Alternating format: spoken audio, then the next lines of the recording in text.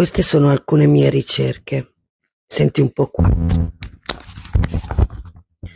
Tesla sta affondando in Europa, con vendite crollate del 45%.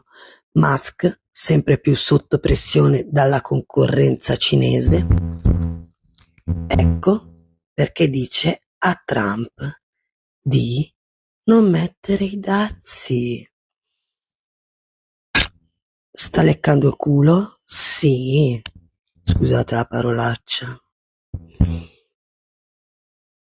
Però questo non succede solo in Europa, succede anche in America. Guarda qui, dopo questo video ti lascio una foto.